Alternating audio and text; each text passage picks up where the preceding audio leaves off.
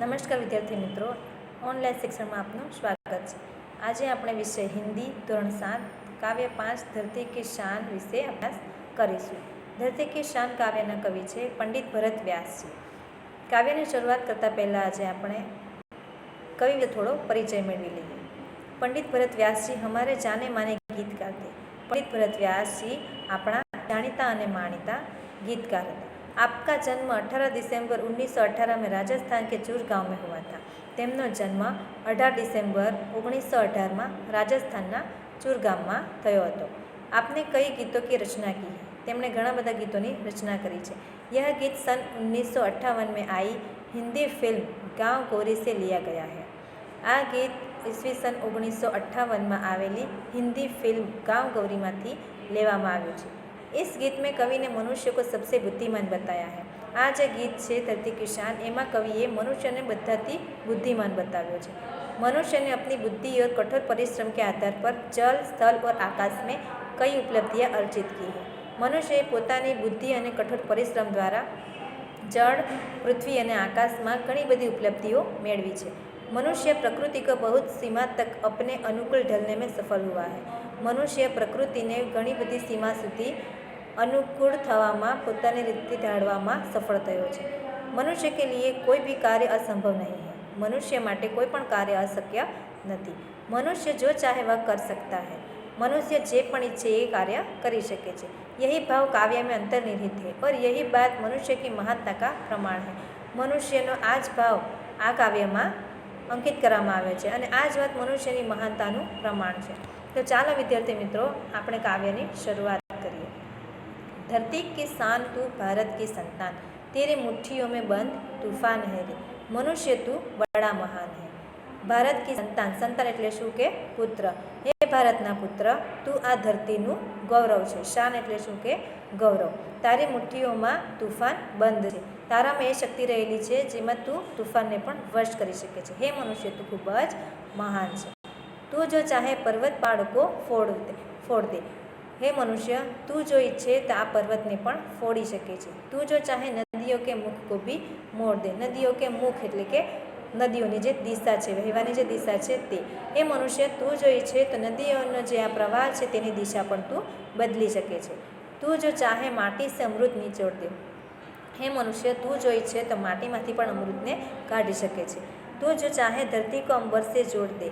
हे मनुष्य, तू जो इच्छे तो आ जे धरती है तेने तू आकाश साथे पण जोड़ी सके छे। अमर तेरे प्राण मिला तुझको वरदान। हे मनुष्य, तू मरीने पण अमर थई सके छे। तने आ अमरतानुं वरदान मळ्युं छे। तेरी आत्मा में स्वयं भगवान है रे। हे मनुष्य, तारी जे आ आत्मा छे एमां स्वयं परमात्मा विराजमान छे।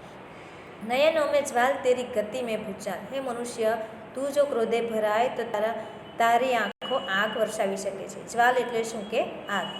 तेरी गति में भूचाल, तारी जे आ चाल छे तेमां ए असर रहेली छे जे भूकंपमां होय छे। तेरी छाती में छिपा महाकाल है। तारी छाती में महाकाल रूपी शिव बैठा छे। पृथ्वी के लाल तेरा हिमगिरी सा भाल। हे पृथ्वीना पुत्र, लाल एटले के शुं पुत्र। हे पृथ्वीना पुत्र, तेरा हिमगिरी सा भाल। हिमगिरी एटले के हिमालय। तारामां हिमालय जेवुं उन्नत मगज छे। तेरी भ्रुकुटी में तांडव का ताल है। हे मनुष्य, तू जो क्रोधे भराय तो तारी जे क्रोधे भराय छे त्यारे भ्रुकुटीने तीरछी करीने ते जुए छे त्यारे जे असर थाय छे तेनी ते ज असर थशे जे शिव ज्यारे तांडव नृत्य करे छे त्यारे जे तांडवना तालमां जे असर होय छे ते थशे। नीच को तू जान, जरा शक्ति पहचान। तेरी वाणी में युग का आह्वान है। हे मनुष्य, तू पोतामां रहेली शक्तिने ओळख। नीच एटले के पोतानुं। हे मनुष्य, तू तारामां जे रहेली छे शक्ति पड़ी छे तेने तू ओळखवानी कोशिश कर। तेरी वाणी में युग का आह्वान है रे। तारी जे आ वाणी छे तेमां युगनो ललकार छे। आह्वान एटले के शुं ललकार। तारो अवाज समग्र युगनो अवाज छे। धरती सा धीर, तू हे अग्नि सा वीर। हे मनुष्य, तू धरती जेवो धीरज जाळवे छे। धरती सा धीर, धीर एटले के धीरज। हे मनुष्य, तारामां धरती जेवी धीरज रहेली छे। तू हे अग्नि सा वीर। हे मनुष्य, तू अग्नि जेवो वीर छे, मतलब के तारामां अग्नि जेवी शक्ति रहेली छे। तू जो चाहे तो काल को भी थाम ले। तू जो इच्छे तो तारामां काळने पण रोकवानी क्षमता रहेली छे।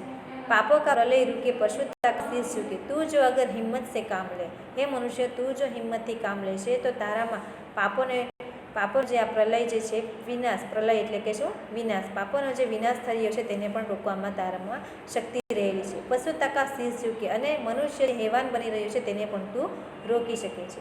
ગુરુ સા મતિમાન પવન સા તું ગતિમાન, હે મનુષ્ય તું મહાન ગુરુદેવ જેવી તામાં બુદ્ધિ રહેલી છે અને પવન જેવો તું ગતિશીલ છે.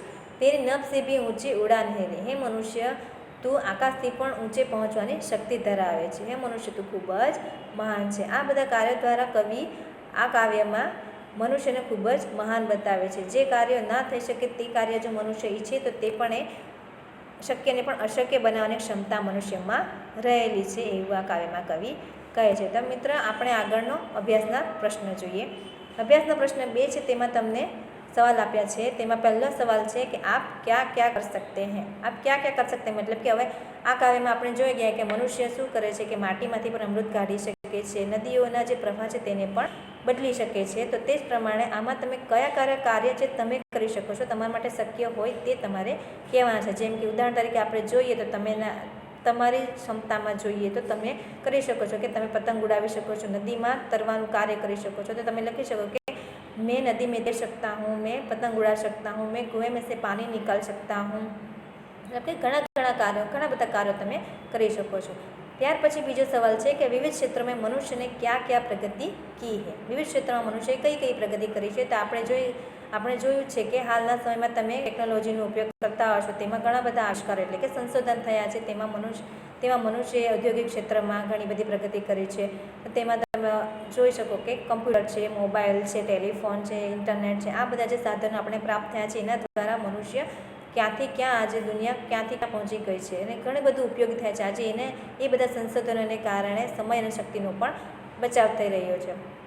ત્યાર પછી કૃષિ ક્ષેત્રમાં પણ તમે જોઈ શકો છો કે કૃષિ ક્ષેત્રમાં જે ઔદ્યોગિક સાધનો જે પ્રાપ્ત થયા છે તેને કારણે અનાજનું ઉત્પાદન પણ વધ્યું છે.